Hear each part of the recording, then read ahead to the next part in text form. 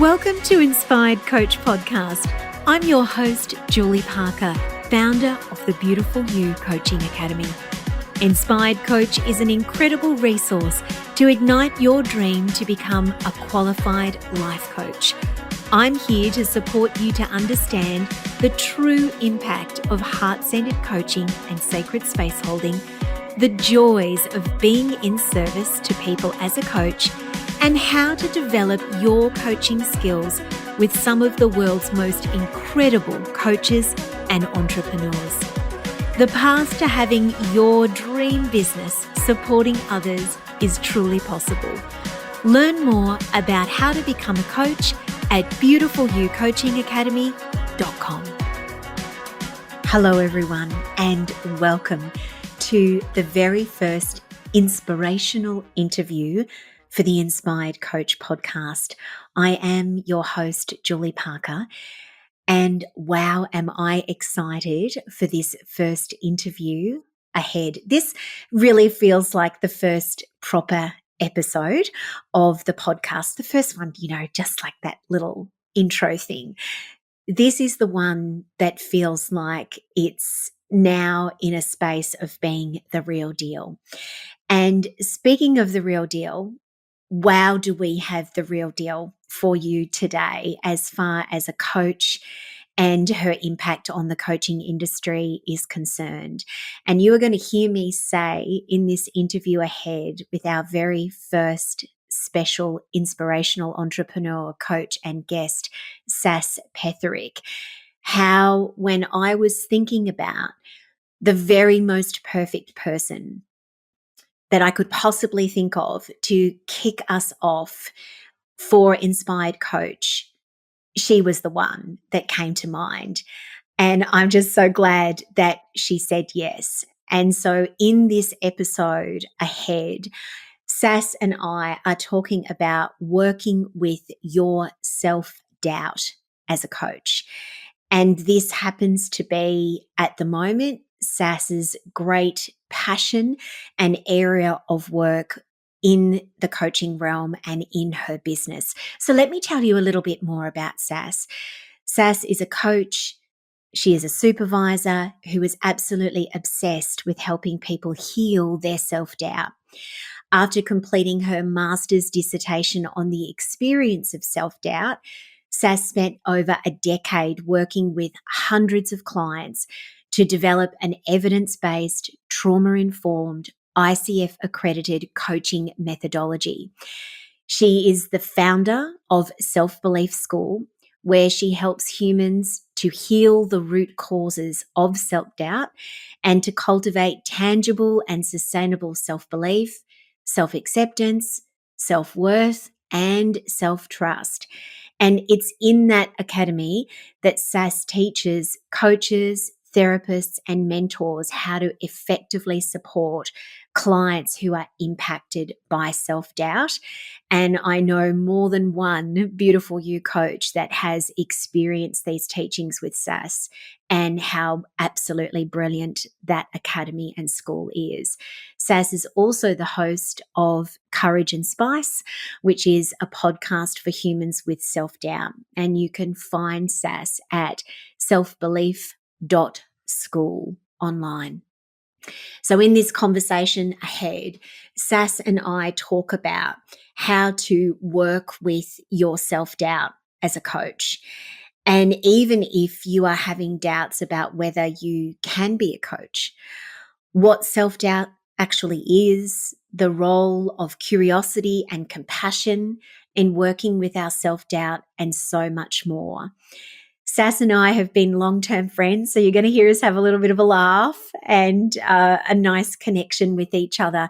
And Sas has also been a long-term friend of the Beautiful You Coaching Academy. She used to write a regular column for Inspired Coach magazine, and she has some very beautiful words to share about what she believes is the quality of coaches and their emotional maturity that are coming through the Beautiful You life coaching course. And so I just know you're going to love this interview ahead. I also wanted to let you know that right now at the Beautiful You Coaching Academy, we are having just an incredible offer right now. It is the only public offer that we have actually made in regards to the Beautiful You life coaching course since we opened up for enrollments in November 2022. And we are now down to final places in our only course for this year, which begins in July, just a few months away now. Final spots. We are almost there. And our course has been extended from being 6 months to being 9 months long. That's 3 months of extra coaching, skill development, support, and training at no extra cost. And we are so excited that the course has almost sold out. We are literally down to, at this point in time of sharing with you, the last 10 spots. And we have an offer at the moment that is running through until April 28th, 2023. So it's not too far away now, where you'll receive $250 discount, an incredible virtual educational bonus bundle of every edition of our past Inspired Coach magazine, and you get a virtual VIP day experience with me. So special. I've only ever run one of these before, and it was so beautiful. It does not matter what stage of your coaching journey you will be at the time that we do that. It is suitable for people in all different stages, and that's going to be a bonus that you receive if you sign up between now and the 28th of April as well. And so please go to beautifulyouLifeCoachingCourse.com, where you'll see all of the details, or reach out to us if there's anything that we can do to support you to enroll. As I said, we are literally down to the last places.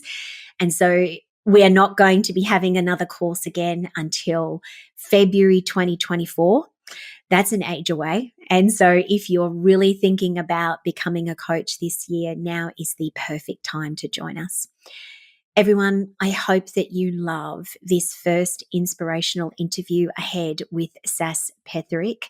She is incredible, and I know that you are going to walk away from this interview more than likely having your heart opened to the possibilities of what actually self-doubt can mean for you in your life journey, and also in your learning journey if you are thinking about becoming a coach or are already one, and in your business journey as well.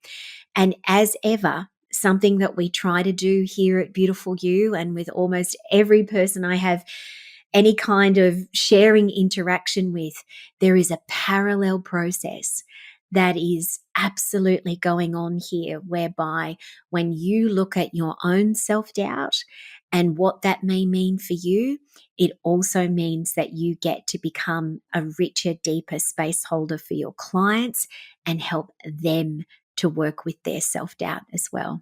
Enjoy this interview ahead with Sas Petherick on working with your self-doubt as a coach.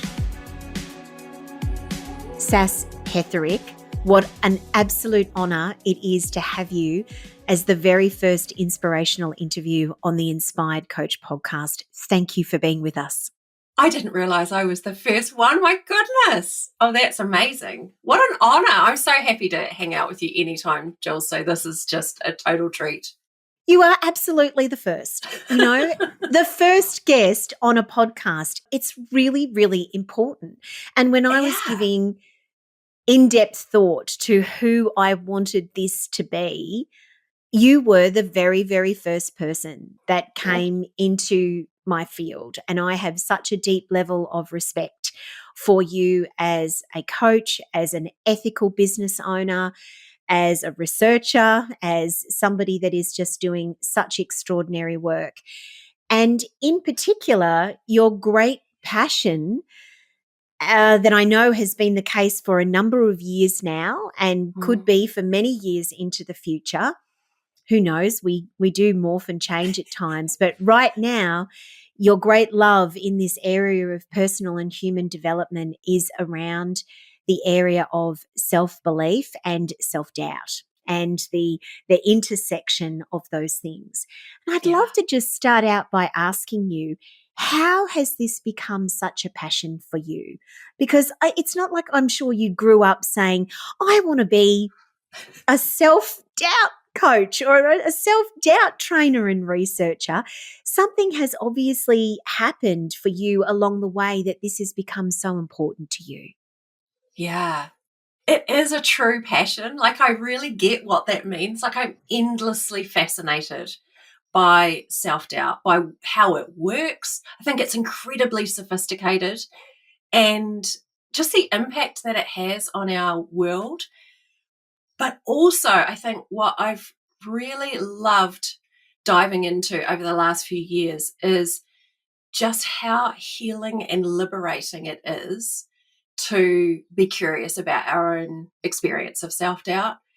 And that's really what got me started on this. I was a overachiever from a very young age, hyper self-reliant, very independent kid, pretty parentified as a child. My parents were very young when they had me, and for a number of reasons, weren't particularly present during my childhood.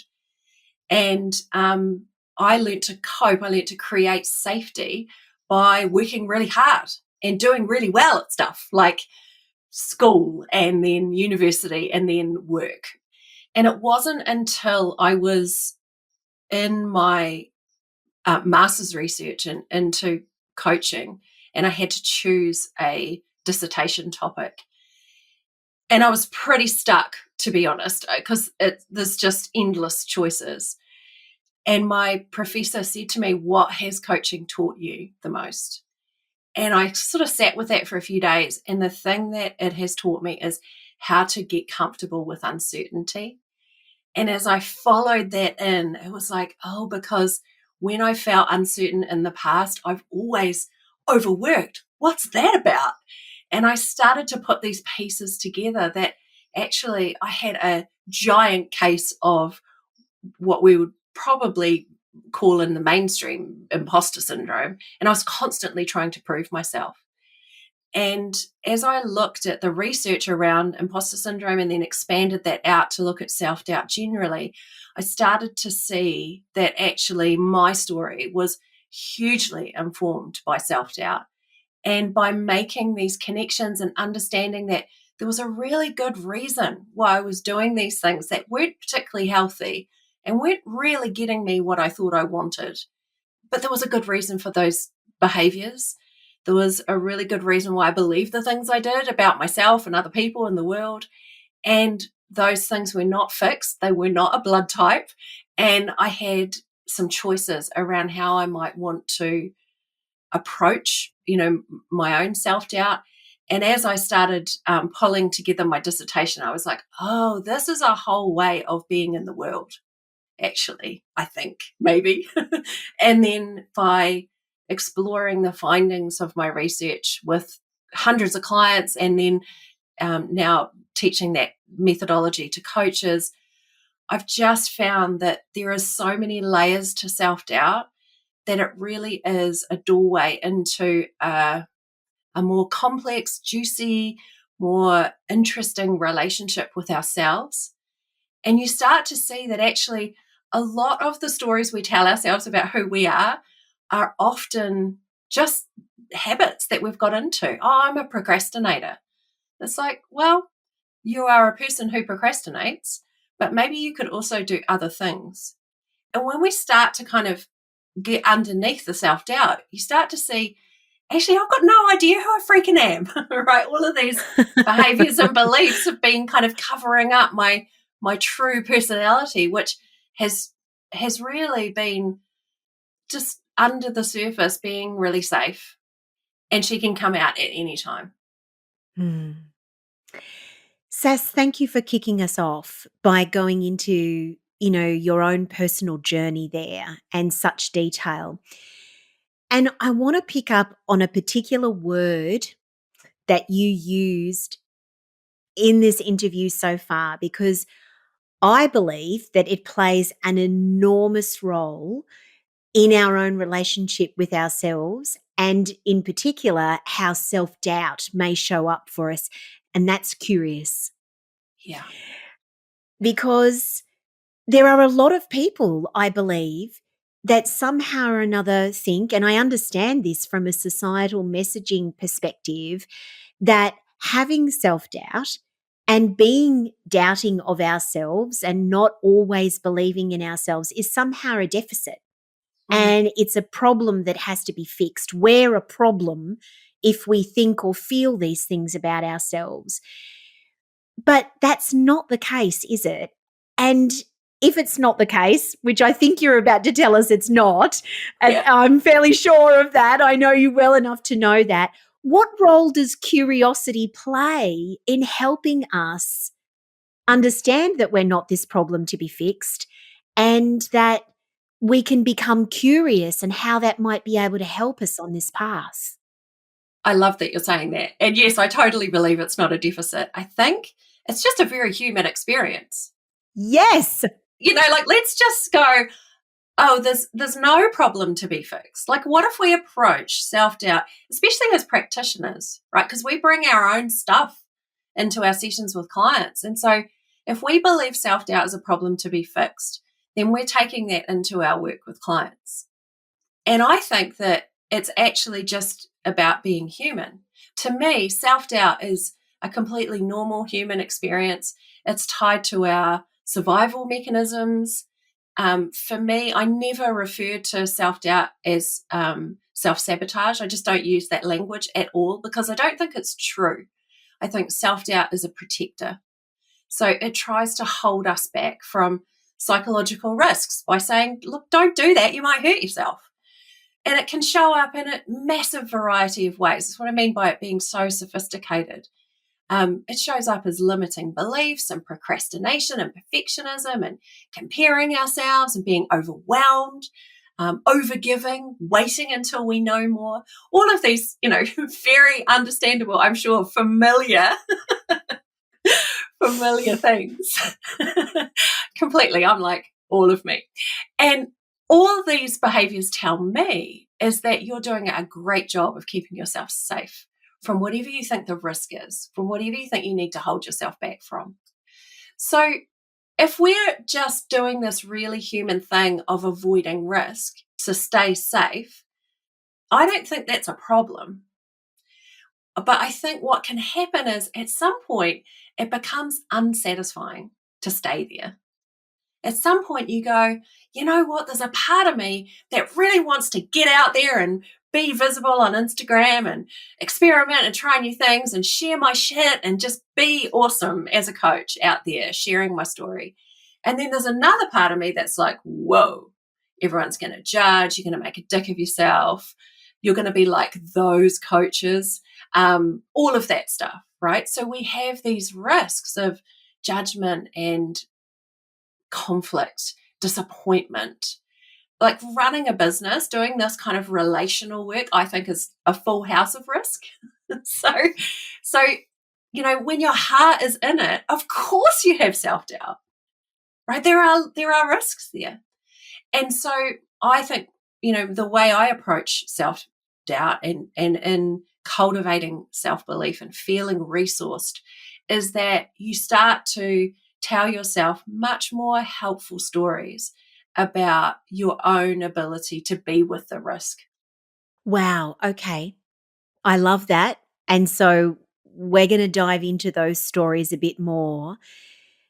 I just want to say, though, that it's coming to me so strongly listening to you, Sas, that, the title of this episode was is/was maybe, because I think maybe possibly it's about to change, or by the time it's viewed by everyone that's changed, is overcoming self-doubt as a coach. And I've actually just realized that I'm not so certain that self-doubt is something that we overcome, that No, in fact it's something that we walk with and we work with. completely. Yeah, I in my mind, And I'm a Libran, so I kind of see it as like the scales of the Libras are all about balance. And I kind of see it as like self-doubt and self-belief. And sometimes one feels higher and lighter, and the other feels heavy. And we've just got to be in a bit of balance with it. It's like if you're approaching this again from that place of nothing's gone wrong, I've just got some self-doubt. Okay, cool. What am I going to do to support myself? Knowing that I've got some self-doubt, it's probably going to tell me that I should wait. It's probably going to tell me that the laundry is way more important than sending that sales email, right? What can I do to support myself? And we get out of that loop of then, getting into those behaviors that just feel really protective, but don't actually lead to any kind of satisfaction in what we were trying to do. Yeah, and that's where that curiosity piece comes in, isn't it? Yeah. Being curious about what's really going on here, what's happening underneath this narrative of my mind that may be telling me I shouldn't do that, or I can't do that, or I'm not as good as they are, and therefore I should keep my mouth shut and I shouldn't put myself out there. Is there something else that's going on here? How can I become curious? How can I become more aware of the layers and depths of me as a Yeah. human being rather than just what might be, firing up here in my brain? Yeah. Yeah. My experience is that our self-doubt protective response is usually the first one. And it can feel quite intense depending on our own blueprint and our experience and where we're at with it. It can feel like, well, I'm actually at super risk if I do this. And my advice is always, just kind of sit with it. Just notice the body sensations. Notice what's going on in your mind, in your body. What are you feeling? What is this reminding you of? Like, what's coming up for you as you contemplate doing this thing? And you start to see that actually there are so many complex layers that make you up, so many stories that make you up. And, I worked with a coach for a long time who was really, really struggling to market herself. And, as we started diving into what was going on, she knew exactly what she needed to do. She had all the marketing courses in the world. And really, this was actually about her attachment style. She was so, so anxious about being liked, about being a friend to people, never annoying anyone, because she had learned in her childhood of 17 years of living in a family of origin that actually that's what you needed to do to survive.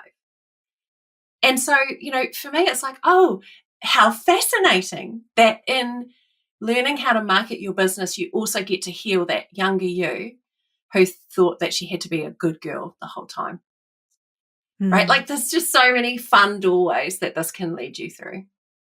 Fun doorways. Only you would describe it like that, Sas, whereas other people are thinking, I'm not going through that burning portal of hell.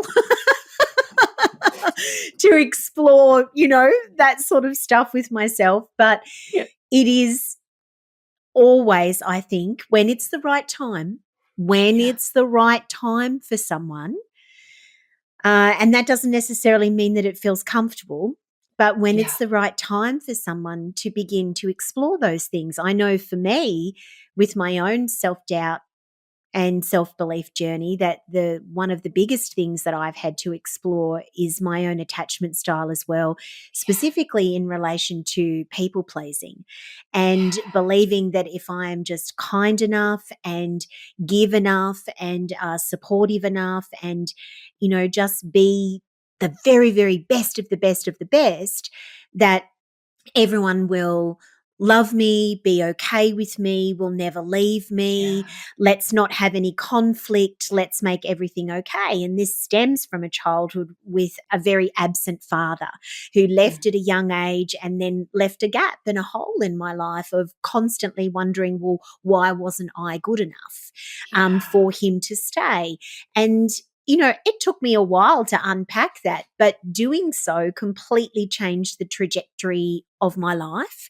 It certainly helped me to be so much more sovereign, and it completely shifted how I believed in myself and of myself as a coach and a Mm, space holder. mm, And this is the power of us really being brave and looking at our self-doubt, because coaches can have a lot of self-doubt about mhm, themselves and their work. But if they're prepared to be lovingly curious, aware, and compassionate, they can also be at the mm. same time incredible at what they do, can't they? Absolutely. I've spent the last 18 months in this quite intense training program to be a supervisor for coaches. I call it the ego death because it really Right. is. It's been a fun doorway. But one of the things that we talk about so much in supervision is how we get entangled with our clients. And Mhm. as soon as you can bring some curiosity to, oh, what's going on for me around this? Like, why am I having self doubt about this? Or why is this client feeling a bit off? Then we get to just look at our relationship with ourselves. What might be going on here? Like, just bringing that question to our work has this profound, presents, I think, a profound opportunity to do exactly what you've so courageously shared, right? Looking at, oh, this is where I learned how to do that. This is where I learned that Mm. was the safest thing I could do. And then you start to go, oh, well, that makes complete bloody sense. It's not logical, right? It's probably not the healthiest thing I could have done, but it makes sense that I did that. Like, oh, little me was trying so hard. And as soon as I think when curiosity leads to self compassion, you've nailed it. Because if you can hold yourself with some compassion and go, oh, I so get why I just don't do that, why I hold back from that all the time. Oh, that makes so much sense. Then you've opened something up in your own heart that I think is so precious, and it cannot coexist with judgment. And that's where most of us go when when we're in the midst of self doubt. We're like, why the hell can't I do this? I'm such a, finish the sentence. And actually, that does nothing for any of us. It doesn't serve you. It doesn't serve your clients. It doesn't serve your business. Like a roadblock. It sure is. And it can, in fact, make a situation worse, Mm, because we then can start to spiral out of control with our thoughts, our feelings, our somatic, how our body reacts to certain things.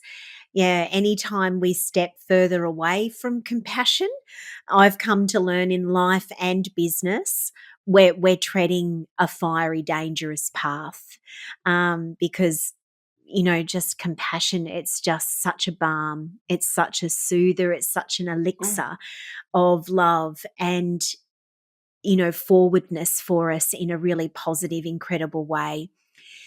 Seth, there are a lot of people that I believe would love to train to become a coach, but are actually really steeped in an enormous amount of self doubt about that. yeah. And possibly thinking everything from, but I don't believe in myself enough. And so, how can I help other people that might potentially want to do that? Right through to, but I'm not perfect. And I've Mhm. got things happening in my life that surely would mean that I couldn't support anybody else. I mean, I know that you must see this as well. Mm, Can you share some thoughts with us around that? Because personally, I'm like, I want to look at those people and go, we need you and your journey and everything that you're walking in this mm. lifetime, rather than anybody that might be have a veil or a mask in front of them and it is somehow or another believing, no, I've got this all sorted, I'm fine. Yeah. There's two things I want to talk about around this because I think it's so important. And the first is exactly that, the mask of perfection. Like, can you imagine actually being coached by someone who seemed really freaking perfect? Like, that to me feels really unsafe and uncomfortable because I'm like, I'm waiting for you to crack. I'm just waiting. Yep. Fair It's not call. human, right? If you want to be coached by someone who's perfect, then have a conversation with Chat GPT, the AI question and answer thing, because it will give Yep. you perfect patter answers straight off the bat. You can ask it anything, right? But we don't want to be coached by perfect robots, even moist human ones, right? We want to be coached by human beings. We want to be held. We want to feel like we're connected to another person. We want to feel seen.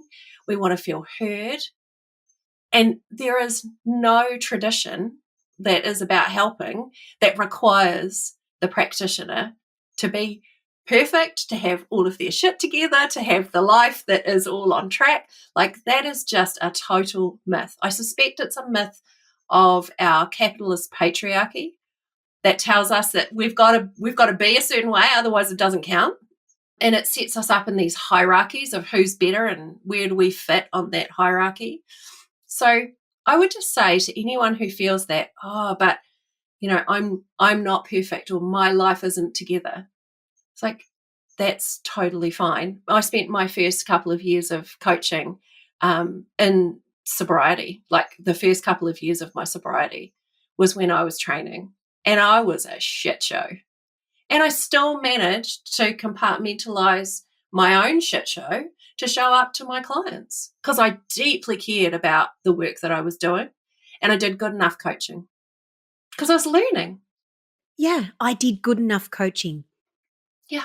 Thank you for saying that, because I do think that the expectations that we set of ourselves as human beings, let alone coaches, can sometimes just be so wildly not doable that it actually becomes part of the problem. Like, at the time of us recording this podcast, both you and I are on the tail end of having experienced pneumonia, and we Yeah. have been really sick.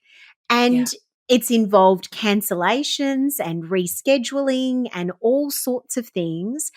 And it's really made me deeply think, I'm sure it must have you too, about the fact that it is completely unrealistic for us to think as human beings that as a space holder and a coach, we are going to be able to turn up exactly the same with 100% health and energy and vitality and clarity and magnificence for our clients every single session.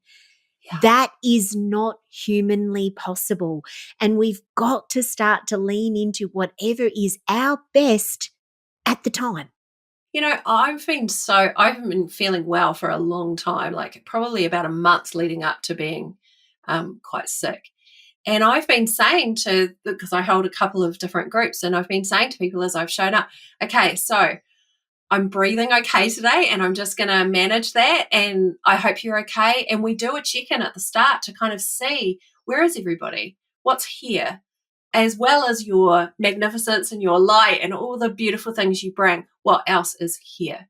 And sometimes it's like, I had an awful night's sleep, or I'm thinking about this other thing that's going on in my life, or I've just had this really, great phone call and I'm so skippy. All of those things are going to be in the room because we're dynamic, changeable, complex humans. So, of course, our less than perfect stuff gets to be there too. And what I have found is, as soon as you allow those things to be in the room, you give everyone else permission to be human. You sure do. And I also think that they then settle Yeah. and calm and dissipate and don't feel as charged and don't Yes. feel like they are in charge of you, but rather you are compassionately in charge of whatever it is that is coming forth for you. And yeah, boy, are we complex. We really are. And any time that we attempt to deny that and try and label and box ourselves in, or, to anything that even looks remotely like perfection, it just doesn't work. We Yeah. can try to, but it just doesn't. Well, and you're reminding me, Jules, of like just this idea of showing up as you are and that being totally held and accepted. Like, I think, for the coaches that are thinking, well, I'm not there yet. I don't know if I can hold space for people. I don't know if I'm good enough to do this. I don't know if I can hold space for myself. I've got unpaid parking tickets and laundry, right? It's like, actually, can you be with yourself right now? Because I think that's one of the things that we do with our beautiful, complex brains is we project so far out into the future of what we need to be, like who we need to be, what other people's expectations of us are. And we always seem to fall short when self-doubt gets involved. And I would say, can you be with yourself right now? If you're thinking about signing up to work with a coach or to take your business to the next level, or to enroll in a training that will take you in a new direction, you cannot control the outcome. But what you can do is be with yourself right now. How does it feel to make that choice right now as you are in this moment? And then sit with it for a bit. Does it still feel good? It doesn't have to be a hell yes. Please, can we let go of that idea, right?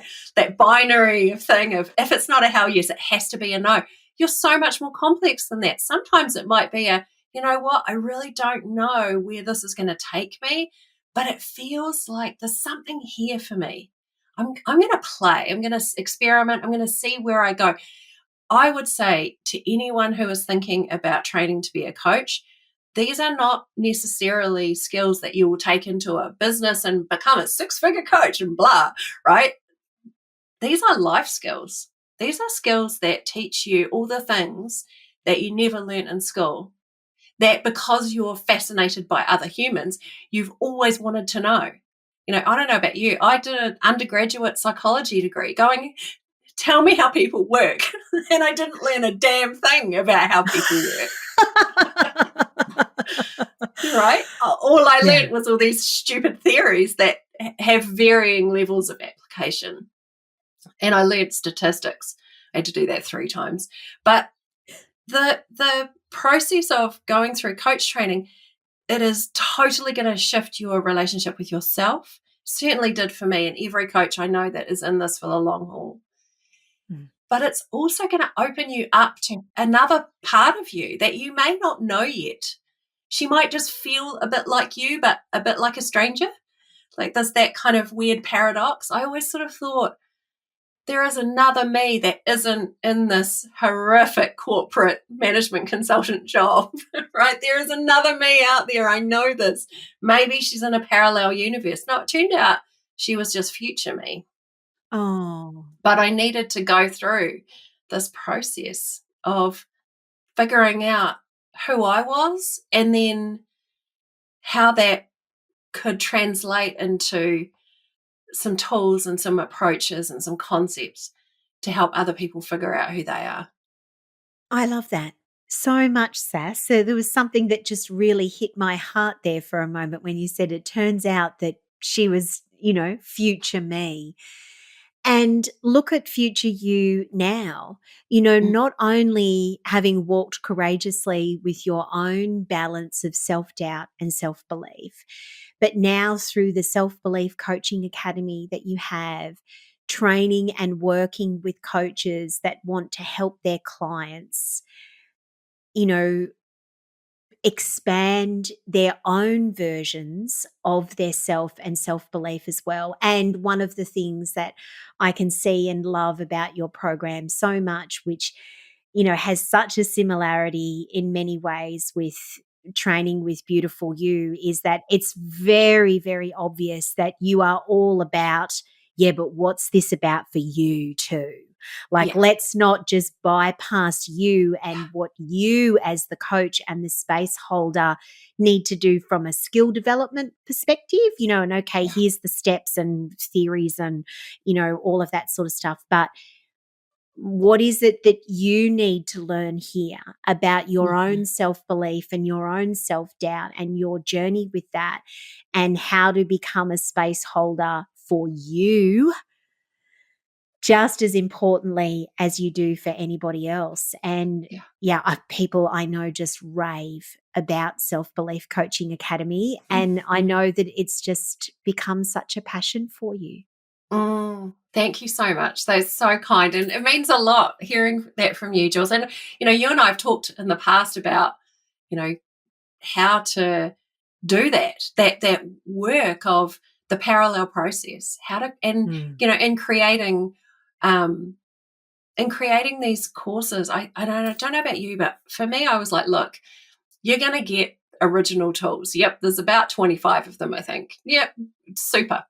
And actually, if you just want a new tool, this probably isn't the program for you. But if you want to, because, frankly, I was like, I have to go and listen to a whole lot of coaching calls and figure out what I actually do to say to clients, because I don't really use tools in my coaching. So I had to sort of almost reverse engineer that part of the program. But it was more for me about exactly what you're saying. Who are you as a coach? How does your own relationship with your self-doubt impact you and your life as a human being? And then what are the ripple effects that may be showing up in your work with clients, in your business? There's an endless opportunity for you to play with all of that. It's such a fun doorway. There's that fun doorway again. And you know what you're describing there, Sas, is just, to me, the pathway that makes great coaches. Because if it's one thing that I now know after nearly 20 years in this industry, is that firstly and foremostly, great coaches look at themselves through the lens, as much as humanly possible, of many of the things that we've been talking about today: curiosity, awareness, self-compassion, and exploring our own journeys. And I, for one, just feel so amazing when I think about someone such as yourself out there, both coaching people, supervising coaches, and training coaches in the way that you do. There is a lot of stuff that flies around about this industry. Oh, yeah. A lot of criticism, a lot of things. And yes, there are aspects of this industry, like any industry, that needs to be questioned, looked at, made better. There's also a lot of really, really wonderful things that are happening, and you are in that space, Sas Petherick. So, Jules. so kind. So true. I think you're so right, though. There's so much to be proud of. Like, for me, I just look at this industry and I look at the coaches I know, and I try to ignore the charlatans and the bullshit artists as much as possible, because I think, well, you're not really doing the same thing as me, so I don't really want to give you any of my energy.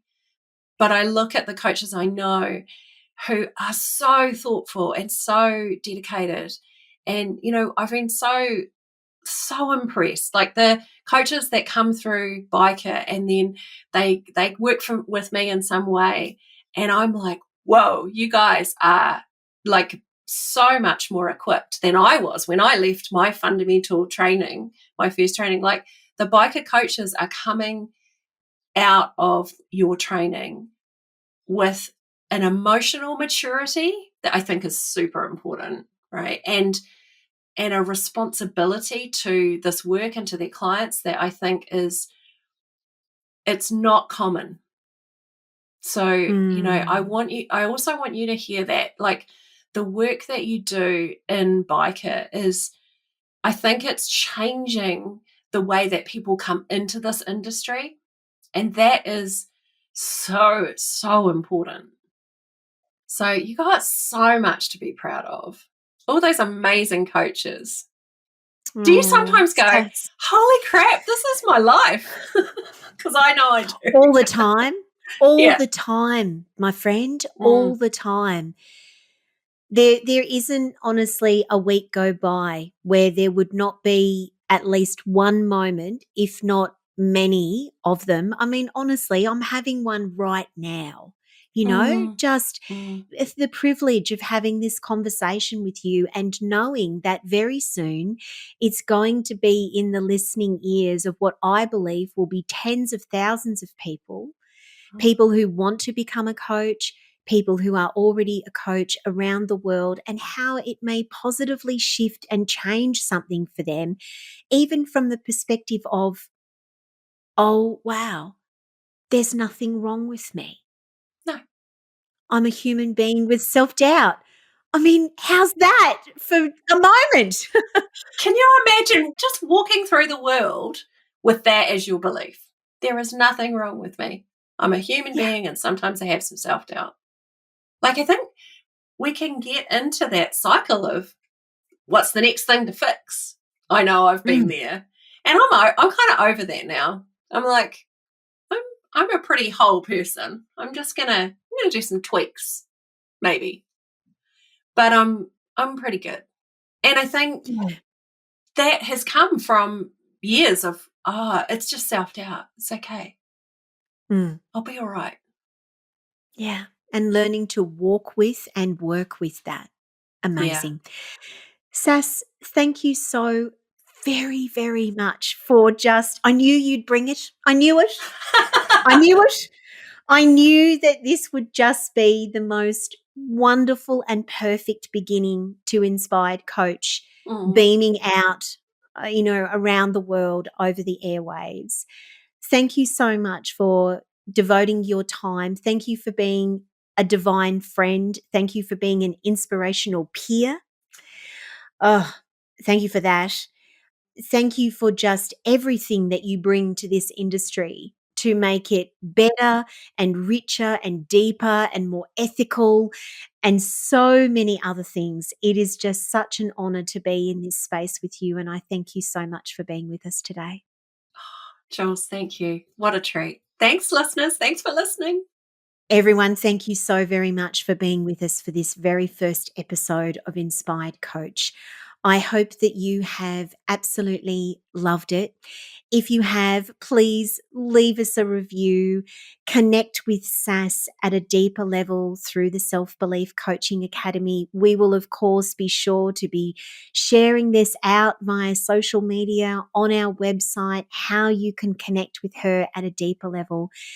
And also, I hope that this episode, whether you are thinking about becoming a coach at the moment, whether you already are one in early stages or very seasoned, I hope that it's helped you in some way for both yourself and your clients, whether now or in the future, just to really develop that curiosity and compassion around what it means to be a human being with self-doubt, because I'm there with you, and so's Sas. Thank you for listening to Inspired Coach. You can download more episodes and subscribe at iTunes. And we would love it if you would leave us a positive review and share the podcast with anyone you know who is thinking about becoming a coach or is a coach already. For further show notes and guest information, please go to our podcast page at beautifulyoucoachingacademy.com. And if you would like to become a Beautiful You Life Coach, you can find all information and enrollment details at beautifulyouLifeCoachingCourse.com. We would love to have you as a part of our global community of coaches, making a true difference in the world for themselves, their clients, and their communities.